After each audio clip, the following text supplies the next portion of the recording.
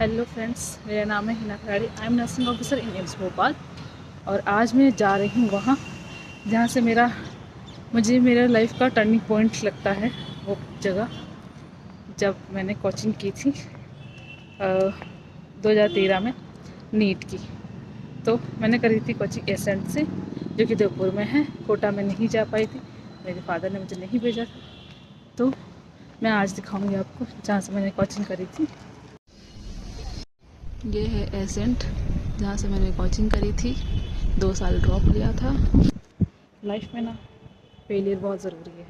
आप ऐसा कभी मत सोचिए कि अगर आप अभी फेल हो गए हैं तो मतलब लाइफ टाइम आप फेल रहेंगे। ऐसा बिल्कुल भी नहीं है।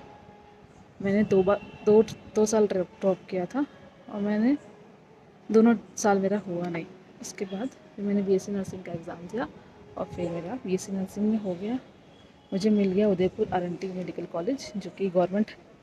और फिर मैंने करी नर्सिंग और उसके बाद आज मैं एम्स में हूँ। और पहले साल में जो फर्स्ट नोट सेट था तभी मेरा हो गया। मुझे फर्स्ट में भुवनेश्वर मिला और आज 2 साल बाद 3 साल बाद मुझे मिल गया एम्स भोपाल। तो अगर आप कभी फेल होते हैं तो कभी हार नहीं माने, वो आपका टर्निंग पॉइंट हो सकता है। ठीक है, मेहनत करते रहें।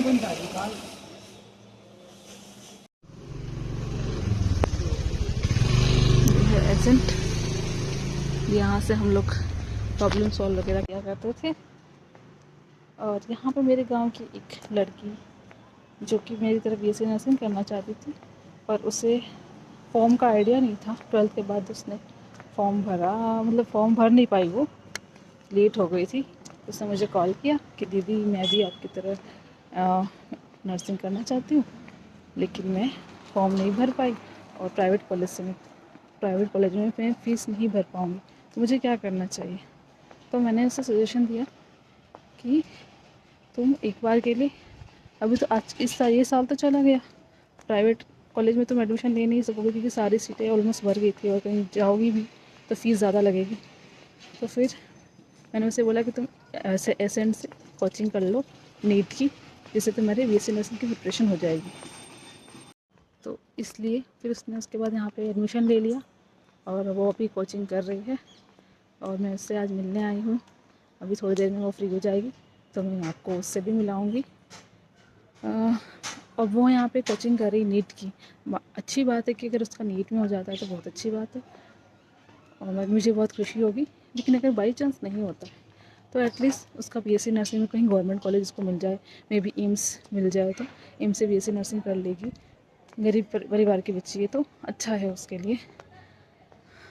मेरी ब्लेसिंग उसके साथ है कि उसका हो जाए कहीं। मिलते हैं आज उससे, आपको भी मिलवाते हैं। जुड़े रहिए मेरे साथ। और ये वो गली है जहाँ पर हम एसएन के टाइम जब कोचिंग करते थे घूमा करते थे। जब जब स्टार्टिंग थी तब ऐसे यहाँ पर हुआ करते थे। अभी बड़ी बिल्डिंग बन गई है। ये है स्टार्टिंग की एसएन की बिल्डिंग। पहले यहाँ से स्टार्ट किया था एसएन के, हम भी ऐसे आया करते थे। कौन यही है, मैंने यहीं से करी कोचिंग। उसके बाद यही वो जगह है जहाँ से मैंने ये सीखा कि पढ़ाई क्या होती है, कंपटीशन क्या होता है, कैसे पढ़ाई की जाती है। अगर मैं यहाँ से कोचिंग नहीं करती तो शायद मैं आज एम्स भोपाल में नहीं होती और शायद मैं बीएससी नर्सिंग एग्ज़ाम भी क्लियर नहीं कर पाती, क्योंकि मुझे पढ़ाई का बिल्कुल मतलब नहीं पता। यहाँ पे आके 11th-12th मेरी क्लियर हुई और जो सब्जेक्ट्स हैं वो सारे मेरे यहाँ पे आके क्लियर हुए। तो थैंक यू एसेंट, मेरी लाइफ को चेंज करने के लिए। ये शालू है, आ गई है, सिंदूर पट्टी है ये। हेलो बोलो सर। हेलो। ये है इसकी हॉस्टल। वो भी बाहर निकल रही है, बैग के आएगी, उसके बाद हम बाहर चलेंगे थोड़ी देर के लिए। हेलो फ्रेंड्स, ये है शानू खिलाड़ी और ये पढ़ती है एसेंट में। अभी नीट की तैयारी कर रही है और ये मेरे गांव से है। अब ये अपना रूटीन बताएगी कि ये कैसे पढ़ाई करती है। सुबह 6 बजे उठती हूँ, फिर नाश्ता लेके आती हूँ, फिर थोड़ी देर फ्रेश होती हूँ, फिर उसके बाद पढ़ाई करने बैठती हूँ 11 साढ़े 11 बजे तक। फिर उसके बाद नहाती हूँ, फिर उसके बाद खाना खा के आके थोड़ी देर सोती हूँ। फिर उसके बाद वापस क्लास का टाइम हो जाता है तो फिर क्लास के लिए तैयार हो जाती हूँ। फिर शाम को आके 7:30 बजे खाना खाने जाके 8 बजे आके मम्मी से बात करके फिर 12 से 1-2 बजे तक पढ़ाई करती हूँ। फिर सो जाती है। सुबह हाँ। कितने बजे उठते हैं? सुबह 6 बजे। और बताओ कुछ, कैसा लग रहा है ऐसे? ये गांव से है, जिस स्कूल में मैं पढ़ी उसी स्कूल में ये भी पढ़ी है, और ये पहली बार उदयपुर आई है। और थोड़ा इसके लिए टफ़ हो रहा होगा क्योंकि मेरे लिए भी हुआ था। तो देखते हैं, इससे जानते हैं कि इसको कैसा लग रहा है उदयपुर आके। अच्छा लग रहा है। अच्छा लग रहा है, थोड़ा टफ लग रहा होगा। हाँ, थोड़ा अजीब लग रहा है। पहली बार हॉस्टल में रहे, घर से बाहर भी पहली बार आए इसलिए। और पढ़ाई में कैसा लग रहा है? कुछ समझ में आ रहा है? कैसा सब लग समझ में आ रहा है। समझ में आ रहा फिजिकल केमिस्ट्री थोड़ी बहुत समझ में नहीं आती है, है? उसमें थोड़ी डिफिकल्ट लग रहा है, फिर सब समझ में आ रहा है। तो स्कूल में जो पढ़ाया था वो और अभी पढ़ाया जो, कुछ फ़र्क लग रहा है? बहुत फ़र्क है उसमें। स्कूल में तो स्कूल वाला यहाँ मैच ही नहीं हो रहा, पूरा अलग ही है। स्कूल में तो हम लोग रट के पास हो गए थे। हाँ। यहाँ पे पूरा कॉन्सेप्ट क्या, कैसे क्या हो रहा है, सब पता चल रहा होगा। हाँ। सेम यही कंडीशन मेरी भी थी। मुझे कुछ नहीं आ रहा था। जब मैं यहाँ पे आई तो मैं लोगों को देख करके मुझे पता चला ये क्या हो रहा है। मैं स्कूल में टॉपर थी, फिर भी जब मैं यहाँ आई ना तो मुझे ऐसा लगा कि मुझे तो कुछ आता ही नहीं है, मेरा कैसे होगा। ऐसा कॉन्फिडेंस बहुत डाउन होता था उस टाइम। तो कोई मोटिवेट करने वाला भी नहीं था। और ऐसे टीचर वगैरह समझाते थे, यहाँ पर टीचर वगैरह समझाते हैं ना। हम्म, तो ऐसे था। और बाकी मेरे बारे में कुछ आपके बताओ। बारे में आप एक, चलो अब मेरे बारे में कुछ बताओ। आपके बारे में आप पढ़ाई में भी अच्छे थे और अभी डॉक्टर हो। आपको मोटिवेशन कैसे मिला कि मैं भी, मतलब मैं भी मेडिकल फील्ड में जाना चाहती हूँ?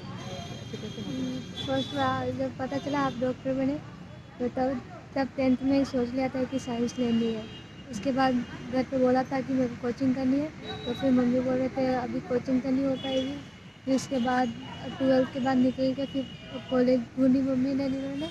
फिर उसके बाद आपसे बात की तो फिर आपने बोला कि मतलब कोचिंग करवाओ, तो फिर कोचिंग करवाई। अभी कोचिंग में अच्छा लग रहा है। इसने बहुत लेट कॉल किया क्योंकि बीएससी नर्सिंग के फॉर्म, उसको बीएससी नर्सिंग करनी थी और बीएससी नर्सिंग के फॉर्म निकल चुके थे और एग्ज़ाम भी हो चुके थे, तो उसने बहुत लेट कॉल किया। तो उस टाइम अगर प्राइवेट में जाती तो प्राइवेट में फ़ीस भरनी पड़ती, वो इतना ये कर नहीं सकते थे। तो इसलिए फिर मैंने सोचा कि इनको सजेस्ट किया मैंने कि पहले कोचिंग कर लो, उससे फ़ायदा ही होगा। भले ही आप डॉक्टर नहीं भी बन पाओगे तो भी वो इन फ्यूचर आपको वो काम ही आएगा, क्योंकि हमने जो गवर्नमेंट स्कूल से पढ़ के आते हैं ना, उनको बेसिक का बिल्कुल भी पता नहीं होता है। तो एक बार 1 साल तक कम से कम ड्रॉप करके उनको कोचिंग करनी ही चाहिए, है ना? और कुछ बताओ अपने बारे में। आगे क्या करना है आपको? मेरे को अभी नीट की तैयारी है, MBBS करके हार्ट सर्जरी में। ओके। और अगर प्लान बी क्या है आपका, अगर मान लो कि नहीं होता है इसमें एमबीबीएस में, तो फिर क्या करोगे? नहीं होता है तो फिर मतलब